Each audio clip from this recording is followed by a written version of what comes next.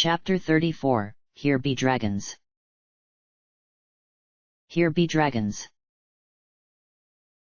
Welcome, Feliz. Frithia swallowed, trying to find a voice in her dry throat.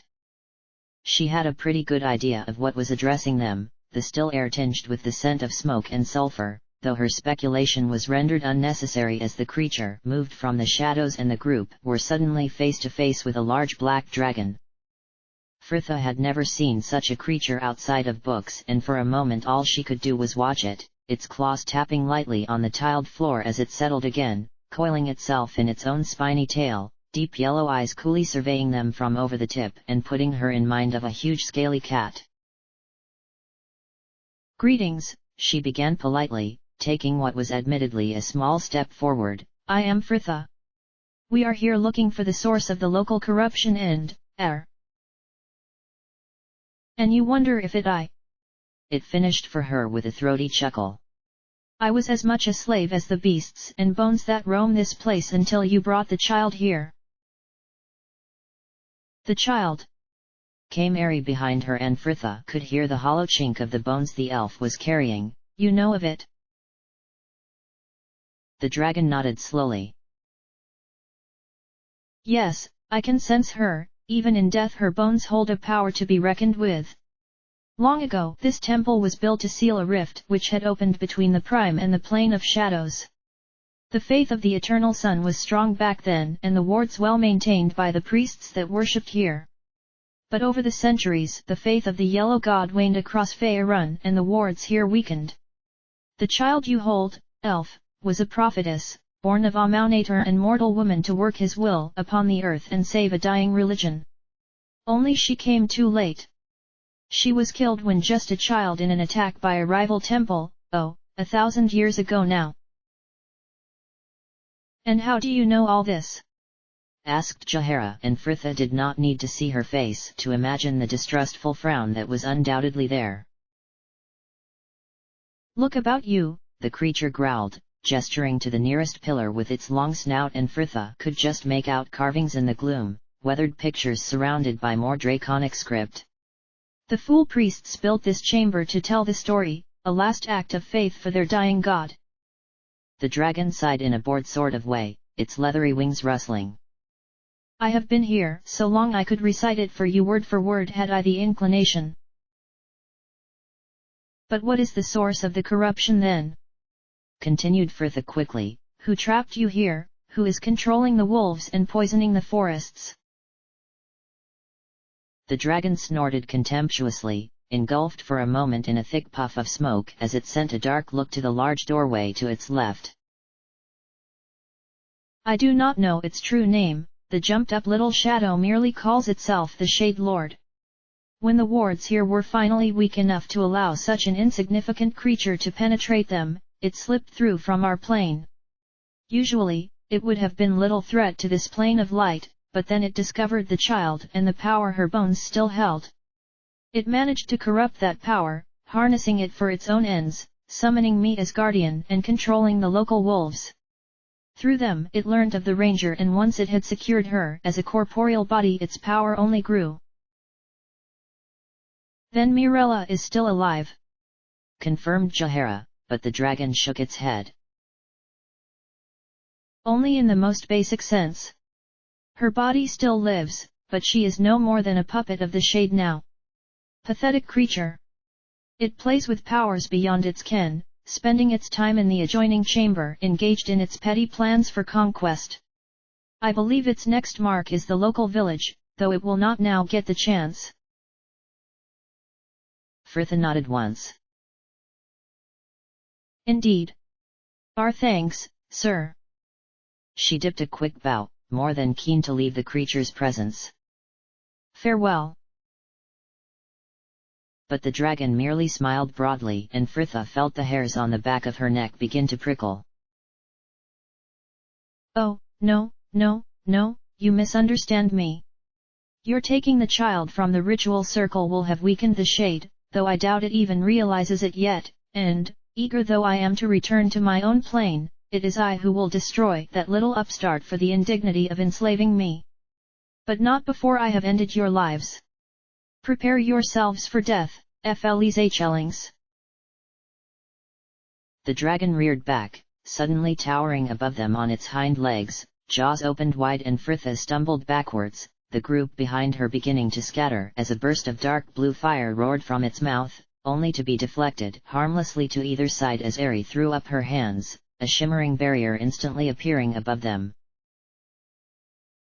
The dragon gave a frustrated snarl, snaking its head down to bite at the elf, though it met Minsk's blade instead, the ranger stepping in to slash his sword across its muzzle, the creature shrieking in pain as it drew back. In the meantime, the others had managed to gather themselves, a gnomon joining Minsk before the creature, both keeping its snapping jaws away from Eri, who was already working frantically on another spell, Herr Dallas, and Fritha weaving nimbly past its claws to attack the creature's flanks and keep it distracted. Nalia was stood further back, trying to pepper the creature with arrows, though the majority merely glanced off its thick hide. Jahara stood next to her, hands raised as she chanted to the featureless grey sky above them, and Fritha felt the familiar crackle of static in her hair. She knew what was coming. The dragon roared as lightning suddenly split the air with a crack to strike it, the beast unfurling its wings, the downdraft making it difficult to keep their footing as it rose jerkily into the air, its jaws opening wide, and Nalia could see dark smoke issuing from its snout as it prepared another blast of fire. She held her bow ready, trying to ignore the mounting urgency, the chaos about her suddenly muted as she waited for the perfect shot. With a move that was more instinct than thought, she released the string, an arrow streaking upwards to pierce deep into a wing joint, the dragon howling as it plunged to the ground once more, scattering the group beneath it, a gnomon pulling the still casting Eri clear as it hit the stone tiles. For a moment it lay stunned, and the group surged in with hopes to overwhelm it. But the dragon seemed ready for this, heaving itself onto all fours to frantically snap and claw at anything that came within range, its panic almost palpable and making the creature all the more dangerous. Another rumble overhead, and Fritha glanced up, preparing to get clear once she saw the lightning spark, though she was not the only one to have noticed. The dragon roared, sweeping out its tail at them wildly, and the druid leapt back with a curse, her spell lost. She was much faster than some though, Minsk jumping back to fall heavily on his hip while the tip of its tail caught Eri sharply across the chest, throwing the elf backwards onto the tiles where she lay still and did not make to rise. A fact not unnoticed by the dragon, and it pressed forward towards the girl, heedless of the others as they moved to defend her, the beast knocking a gnomon aside with its snout and sweeping the tiefling away with another flick its tail, set upon her death it seemed. Fritha rushed forward, her only thought how she could distract the creature before it reached Eri, holding her sword high to bring it down into the joint where its back leg met its body and sinking the blade into the hilt. The dragon shrieked, shaking her off, and pain seared along the right side of her face as she was thrown across the tiled floor, the girl rolling onto her feet before she had even stopped sliding. "Fritha!" screamed Nalia, at her side in an instant, and they both looked up as the dragon whirled to them, dragging its back leg where Fritha could still see her sword protruding awkwardly from the joint. But it seemed to be ignoring this in its rage, the creature drawing its head back to tower over them, its now bloody jaws opening once more. Fritha had already turned to run for all the good it would do, her hand closed tight about Nalia's wrist as she went to pull the girl with her, but Nalia resisted, and Fritha glanced back to see her reach frantically into her back to remove a small leather pouch, the girl wrapping the ties loosely about the arrow she had already knocked to shoot it streaking into the creature's yawing red mouth. For a moment nothing seemed to happen, the dragon still looming over them, when there was a sudden flash light, a deafening roar filling the air as blue flames engulfed the creature's head, the chamber shuddering with the force of an explosion that threw them all to the ground. Nalia looked up from where she lay sprawled to see the creature swaying through the smoke, its head lolling on its long neck before it fell forward onto the tiles, finally dead. She lay still a moment, trying to steady her breathing before she rose on unsteady legs, the suddenness of it all leaving her feeling dazed. Fritha was coughing heavily next to her, the girl's face and hands badly grazed from where the dragon had thrown her while, across the chamber, a Nomen was already knelt by the unconscious Aerie, Herdalis and Minsk. Rushing over to the pair, and Nalia watched as Jahara struggled to her feet as well, the druid cradling her left arm awkwardly as she stared across at her. "What in the name of Sylvanus was that?" she breathed, staring back and forth between her and the still smoking corpse of the dragon, its face a shattered mess of flesh and bone. "Be black power," Nalia heard herself stammer. I brought it to the top of my bag in that first fight with the skeletons, in case we were overwhelmed." Jahara just nodded though, still looking a touch faint as she turned her attention to the huddle of people behind her. "Are you okay, dearest?" came a voice at her side, and Nalia started, turning to see Fritha. The girl had finally caught her breath, it seemed, and was watching her with a concerned look. Nalia nodded, the words sticking in her throat. "Yes, fine. I am fine." Fritha nodded once, sending her a slight smile before she too limped across to join the others at Aerie's side, retrieving her sword as she went. "Is she all right?" "Yes, she is merely stunned, my lady," a Nomen answered from the depths of his pack, finally surfacing with a small vial, the man removing the cork to hold it under the elf's nose. Aerie instantly began to cough and splutter, Herdalis descending at this first sign of life, and Fritha glanced back to Nalia with a lopsided grin, tugging gently at the sleeve of the man next to her. "Come on, Minsk, let's leave them to it." Jahara gave a snort of dry amusement, and Nalia tried to smile as well, but it felt unpleasantly false, the group's usually easy banter suddenly unreal. She watched as the others turned from the couple to face the chamber once more, her eyes drawn unwillingly to the crumpled form of the dragon. "Stupid beast," Fritha sighed hoarsely, as she tentatively felt her raw face. "Why couldn't it have just been happy with its freedom?" Jahara frowned, crossing over to gently take the girl's chin in one hand, the druid's other arm still held awkwardly at her side. "Here, let me see," she soothed, though Fritha took a step back from the woman, stubbornly shaking her head. No, not till your arm's been looked at." "A Nomen." The squire had already risen from his place next to Aerie, and Jahara relinquished her arm to him with the minimum of complaints. Fritha watched the druid fondly a moment before she glanced to her with another lopsided smile, but Nalia could not return it. The sight of Jahara stood forcefully giving her opinion to an exasperated-looking Anoman was making her feel awful rather than amused, and she turned abruptly away, walking quickly to stand in the shadow of the arches at the edge of the chamber, the darkness somehow making her shame easier to bear. "Nalia, dearest, what's wrong?" came Fritha's voice, and she turned to see the girl stood behind her, the marred half of her face hidden in shadow, and Nalia shook her head. It is just Jahara, she never would have hurt her arm had I not." She trailed off, unable to force the words past the hot coal that was suddenly stuck in her throat. She had just acted on instinct, knowing the dragon's own combustion would create an explosion that would stun it. But the reaction the black power had had with its chemistry had been unexpectedly violent, and the horror she felt now as she imagined what could have happened was making it difficult to think of anything else. "That blast, I never expected it would do so much damage. I could have killed us all."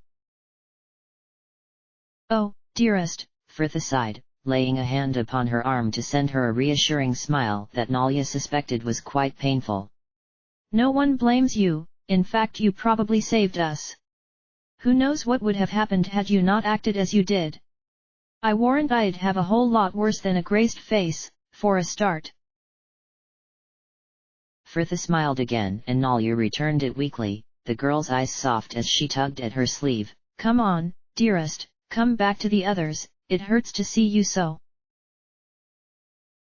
Nalia said nothing, just drew a breath and nodded, feeling a touch better as she followed the girl back out into the light. As it happened, Jahara's arm was just sprained, a gnomon binding tightly it for her, and the druid was soon back at Firtha's side, Nalia helping her as she spread a yellow foul-smelling balm over the girl's face, the pair laughing at Firtha's disgruntled claims that the stuff had been the basis of what Jahara had been forcing her to drink for the past 2 days. You feeling better now? Firtha questioned kindly, Nalia almost answering her before she realized she was looking at someone just over her shoulder, and she turned to see Ari now stood, the bard at her arm, though her gait seemed steady enough as she approached them. Yes, thank you, I'm fine. Firtha smiled, shooing Jahara away from her as she turned to face them. Well, we shouldn't tarry, I imagine the shade realizes we are here now, she said, the girl sending a glance to Ari and Jahara, clearly concerned. Can you two continue on? The pair nodded firmly though, and the group seemed to turn as one to the large set of heavy wooden doors the dragon had indicated, Minsk limping boldly over to throw them open, a flight of steps leading up into the darkness.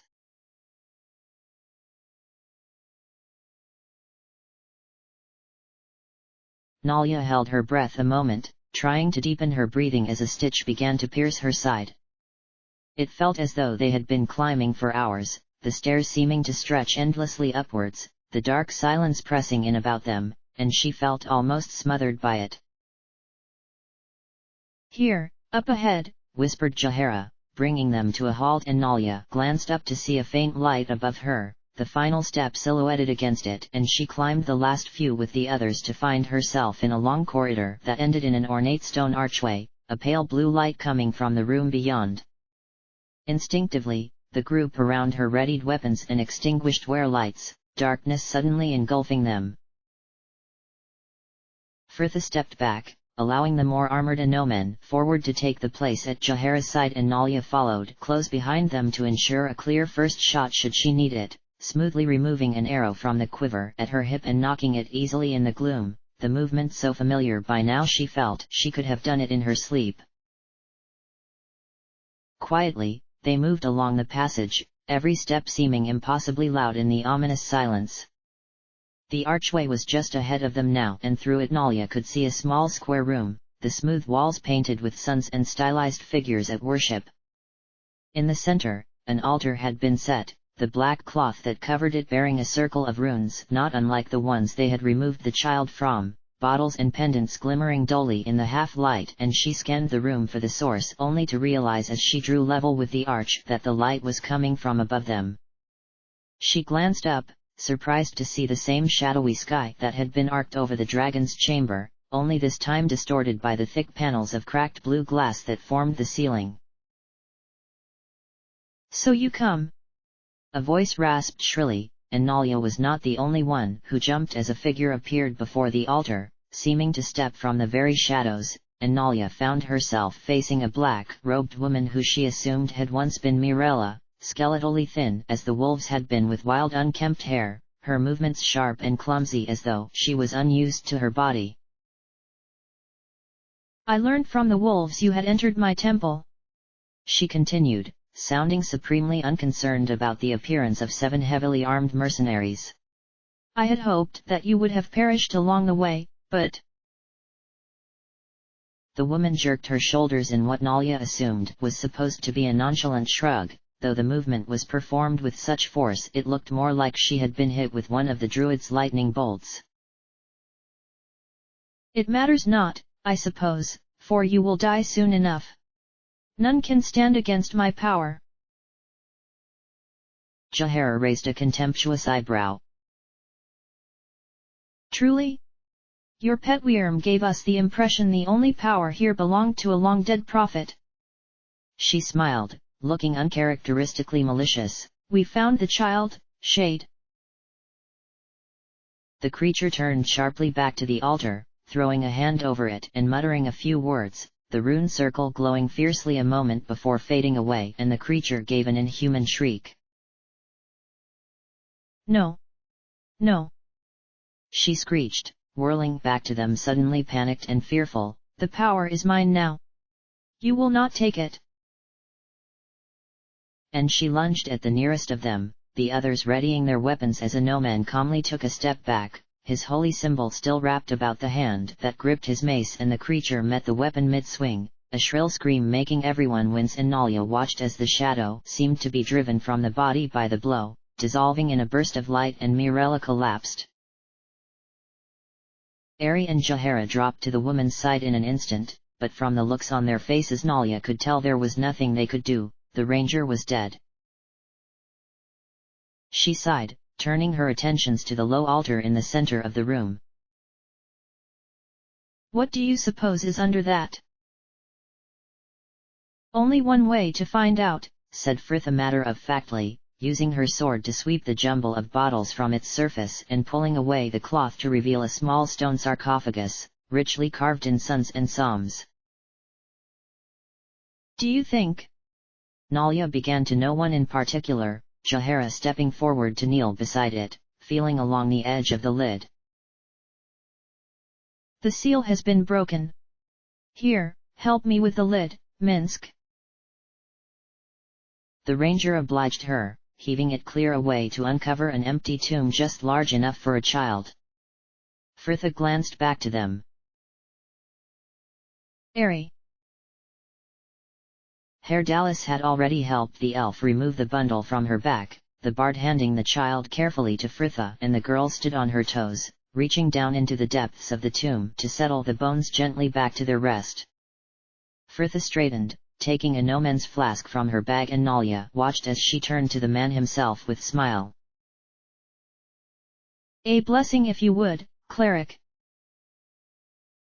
The squire frowned but held his hand over the flask all the same, drawing a complicated symbol in the air as he intoned, "In the name of Helm the All-Seeing, let this water be blessed." Fritha nodded, turning back to the open sarcophagus to pour the remains of her water over the bones, a hiss that was almost a sigh rising from them.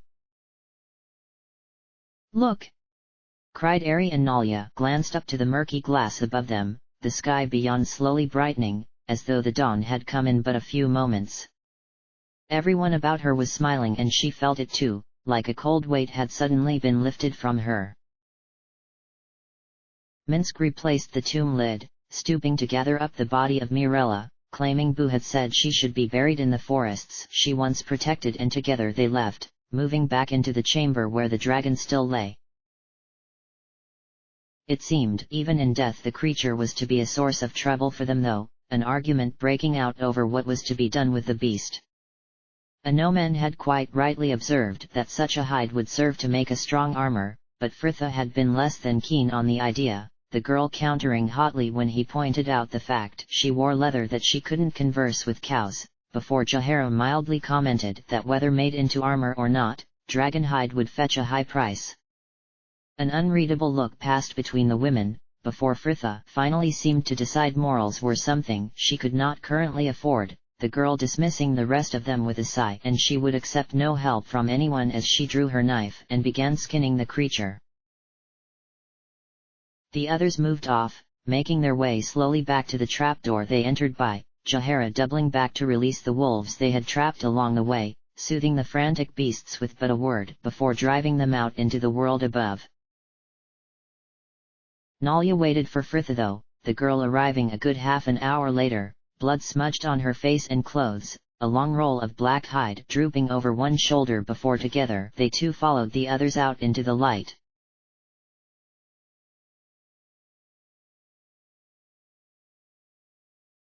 Anoman gazed about him, taking a moment to breathe in the clear cool air as the others began to set up camp, the familiar sound of them as welcome as the pale blue sky that arced above him. Under a late afternoon sun it was as though the ruins and surrounding forests had been transformed, the twisting press of trees that had felt so threatening before, suddenly alight with a wild beauty. And it was a change that seemed to have extended to his companions as well. Jahara was more at peace than he had seen the woman in days, currently skirting the forest's edge as she gathered wood for a fire, and even Fritha looked a lot better, the girl laughing hoarsely with Nalia as they worked. The fountain in the center of the courtyard was running again, water sparkling in the air as it cascaded into the pool below. Fritha and Nalya stooped over it, their sleeves rolled up as they cleared the basin of dead leaves.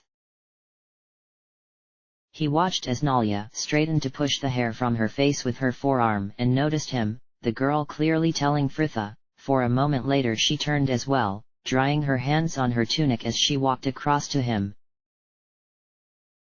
"Here," she said by way of greeting, handing his flask back to him, and he could tell by the weight she had already refilled it. "Thanks again for lending it to me." He nodded, slowly placing it in his bag and avoiding her eye as he searched for some way of opening a reconciliation between them, still struggling to find the words as he straightened to discover her still watching him. She smiled slightly. "And I'm sorry we argued, Anomen. I can understand how you would think me careless, and I should have taken your concerns more seriously even if I didn't agree with them." Anomen nodded once. He had not expected her to seek to mend this and the way it had been born. She did not regret her behavior, nor did she agree with him, she was just sorry that the difference had brought them to a quarrel, and he felt, confusingly, both annoyed and pleased at the same time.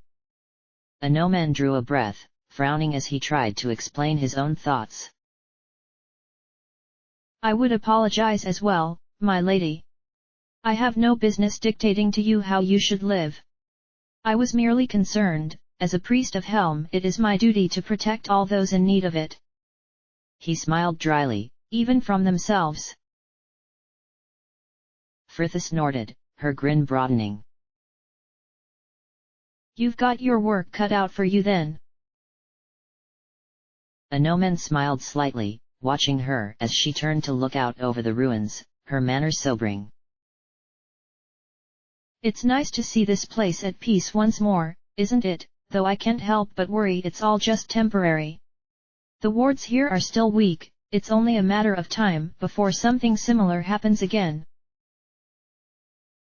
"Yes, I had been thinking on the same thing myself, my lady," he admitted. "I intend to inform High Watcher Oizig once we return to the city. He can dispatch a contingent of priests to renew the wards here and prevent another breach." Fritha nodded, smiling, the girl opening her mouth to answer when another cut her off. "Fritha." Anomen looked up to see Nalya approaching them, Jahara's cooking pot full of water and hanging from one trembling arm. "Fritha, do you know where Ari is?" The girl shrugged. "No, haven't seen her. She's probably just off snogging Hairdalis somewhere." Anomen frowned, sure he was soon going to regret asking, but... "I beg your pardon, snogging." Fritha gave a thoughtful pause, smiling slightly as she considered it. "Yes, now how do we describe it? Well, you know how quaffing could be used to describe a somewhat messy and more enthusiastic way of drinking. Well, I think snogging and kissing could be related in a very similar way." Anomen paused, her comparison slowly dawning on him, and he could not quite suppress a snort of disgust as the girls laughed. "Well, I'm going further into the ruins for a wash," explained Nalya once their amusement had died. "I wanted to invite Ari as well, but..." She shrugged, resigned to the loss it seemed. "Are you coming?" Fritha nodded earnestly. "Oh gods, yes. Can you tell Ari if you see her, please?" She continued to him politely, and Anomen nodded once. "As you wish." They thanked him and he watched them go, Fritha taking the pot from Nalya to carry it easily, the pair disappearing into the maze of crumbling stonework, and he turned back to where Jahara was feeding wood to a small fire, Minsk already seated upon his bedding and cleaning his sword, Mirella's body wrapped in an old shroud and ready for burial. Anomen sighed, dropping to sit next to him and beginning to unbuckle his greaves, absently wondering how much mockery he would have to endure if he too disappeared for a wash.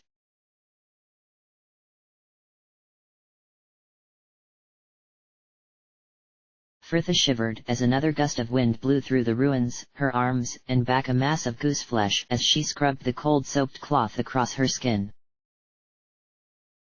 They had walked until they could no longer hear the sounds of the camp, before moving into the remains of what once looked to be a small storeroom.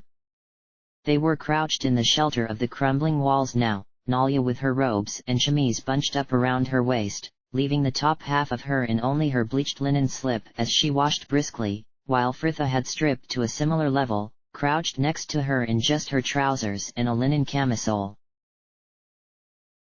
At her side she heard Nalia draw a sharp breath as the girl scooped up a cupful of water from the pot before them and leant forward to rinse the soap from her shoulders.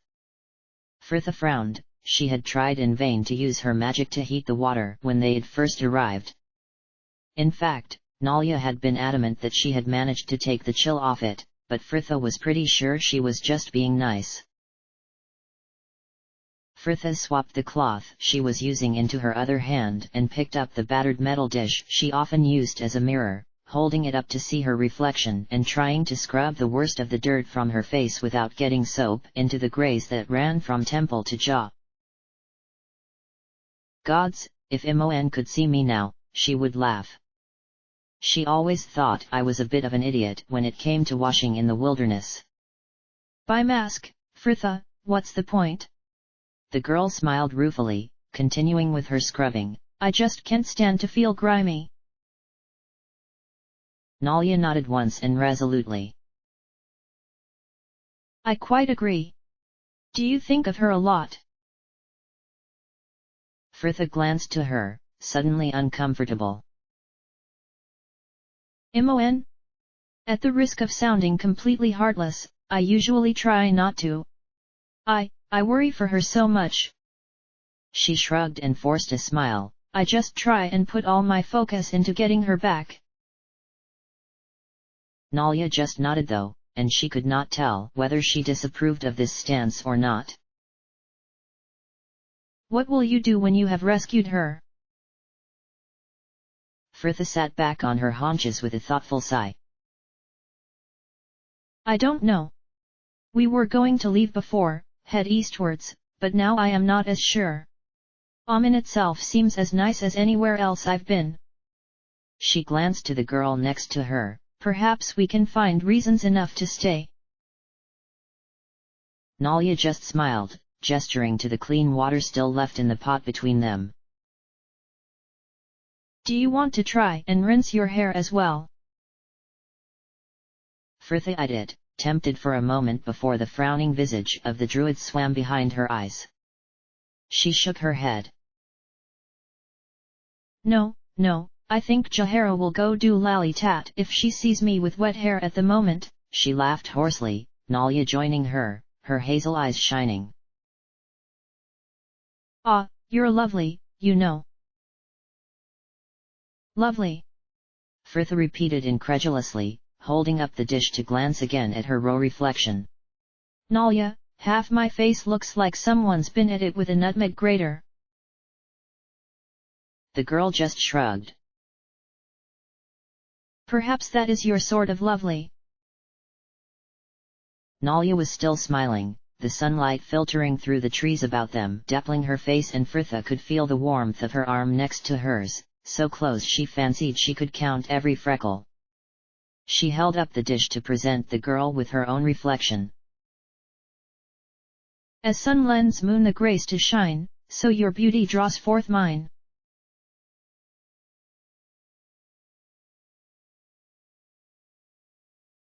Ari frowned, pulling her cloak about her more tightly and wishing she could have stayed by the fire as the cool breeze whipped around her.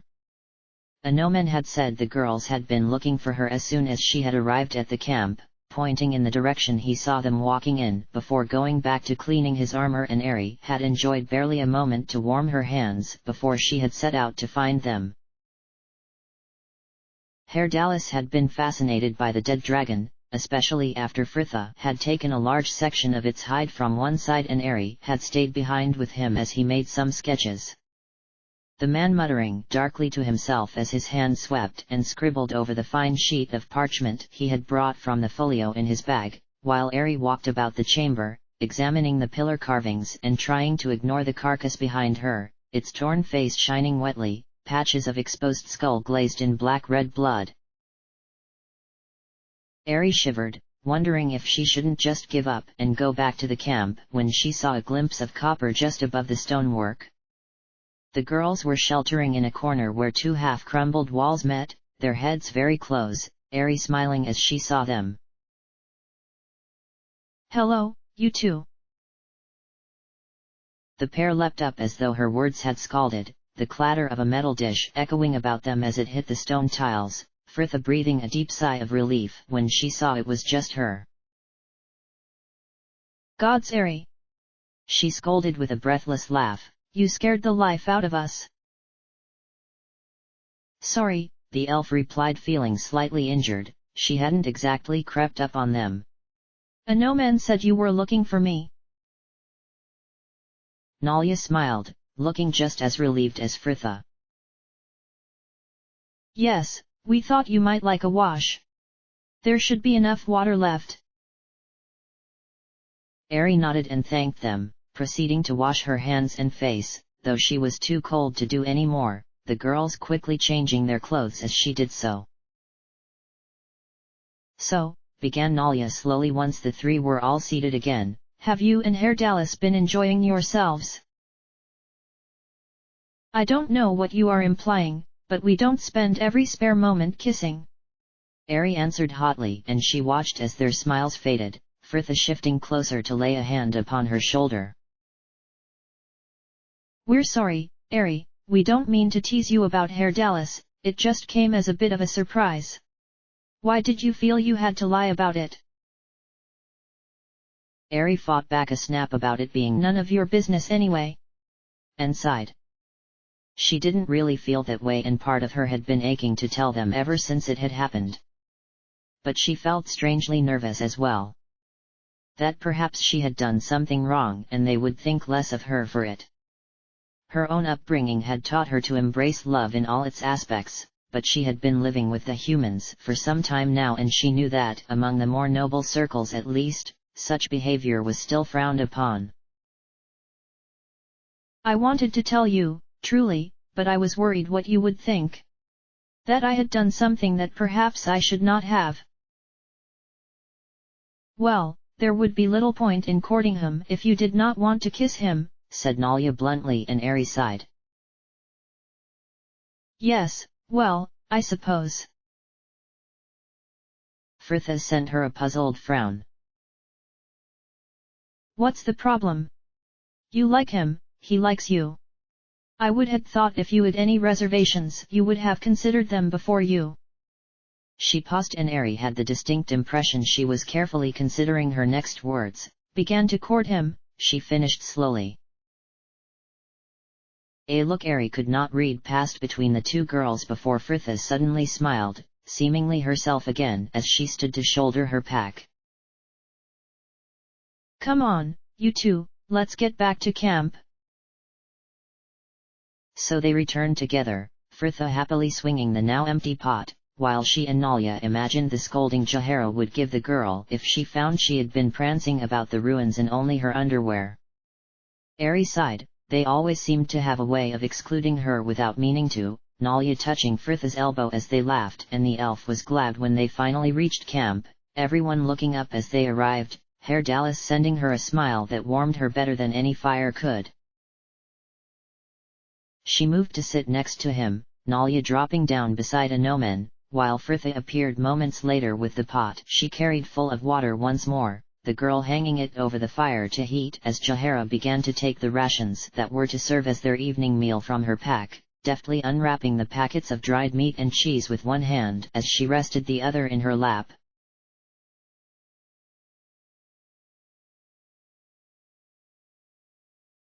Ari smiled, feeling pleasantly warm as she sat next to Herr Dallas in a friendly silence, the first few stars glimmering in a pale indigo sky as dusk fell about them.